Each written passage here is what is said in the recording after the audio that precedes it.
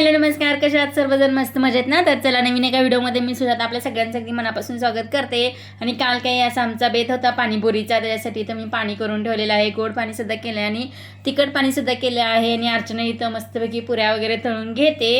तर हे पाणी घरीच बनवलं होतं, गोड पाणी सुद्धा आणि तिखट पाणी सुद्धा. आणि चिंच आणि गुळ भिजायला घातलं होतं, त्याच्यामध्ये थोडंसं लाल तिखट मीठ वगैरे घालून गोड पाणी तयार केलं. आणि तिखट पाण्यासाठी मी इथं जिरं, मिरची, पुदिना आणि कोथिंबीर ते मिक्सरला चांगलं फेटून गाळून वगैरे असं दोन्ही म्हणजे पाणी तयार करून ठेवलं होतं. आणि एवढ्या साऱ्या अशा पुऱ्या बनवून घेतलेल्या आहेत, तळून घेतलेल्या आहेत. पाणीसुद्धा एकदम छान झालं टेस्टला. आणि पुरी तळतात एक पाण्यामध्ये पडली असं ते म्हटलं. आणि सकाळचं भात आणि मसूर शिल्लक राहिलेलं, असं पण काही संपणार नव्हतं. पाणीपुरी वगैरे खाल्लं की मग जास्त कोण असं जेवत नाही. पण भाऊजींचा डबा वगैरे असल्यामुळे बटाट्याची भाजी, चपाती, भाकरी ते पण थोडंसं बनवून ठेवलं होतं.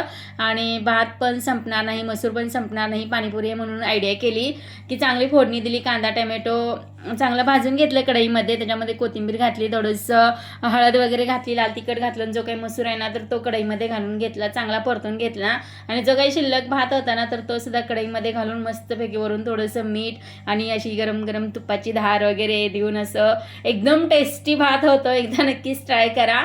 असं काही आमचा कालचा बेत होता. तर पाणीपुरी आमच्या घरी सर्वांनाच आवडते, त्यामुळे असं 15 दिवसातून वगैरे असं बनवत असतं. पाणी वगैरे काही आम्ही म्हणजे चिंचेची चटणी वगैरे आणत नाही, घरी चिंच वगैरे असते, त्यामुळे सगळं पाणी वगैरे घरीच बनवतो. फक्त पुऱ्या वगैरे आणतो आणि त्या तळून अशा घेतल्या की मस्तपैकी पाणीपुरीचा बेत होता. आणि भातसुद्धा एकदम छान झालेला आहे. आणि सगळी कामं आवरली तोपर्यंत अर्चना म्हटली मी भांडी वगैरे घासून घेते. मग मी कांदा टमॅटो वगैरे काही कोथिंबीर चिरायची असेल ना तर ती सगळी चिरून वगैरे घेतली. आणि तर भाऊजी जाणार होते कामाला. आणि माझा पाय खूप दुखत होता म्हणून मी किचन कट्ट्यावर बसून नाही, पण मी साईडला थोडंसं बसलेली आहे. पायाचा थोडासा प्रॉब्लेम आलेला काल, त्यामुळं थोडंसं बसली आहे, समजून घ्या. आणि इथं भाऊजी जाणार होते नाईटला, तर त्यासाठी मस्तपैकी इथं भाऊजींना सुद्धा मी असं तयार करून देते पाणीपुरी आता.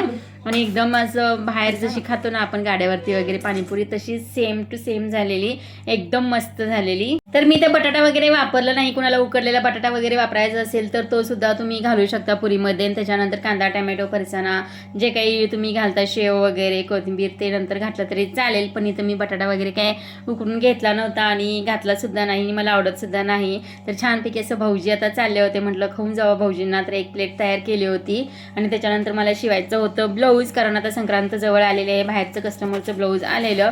मग म्हटलं आजच कट करून ठेवलं तर म्हटलं सोमवारी पटकन आपल्याला शिवता येईल, म्हणून ब्लाऊजसुद्धा मी कालच कटिंग वगैरे करून ठेवलेलं आहे. म्हणजे कटिंग असलं की शिवायला बरं पडतं. तर अशा प्रकारचं हे ब्लाऊज कटिंग करून ठेवलेलं आहे. आणि आजचं हे आमचं मस्तपैकी संध्याकाळचं रुटीन होतं. कसं वाटलं नक्कीच कमेंटमध्ये सांगा. आणि व्हिडिओ आवडला असेल तर लाईक, शेअर, सबस्क्राईब करा. बाय.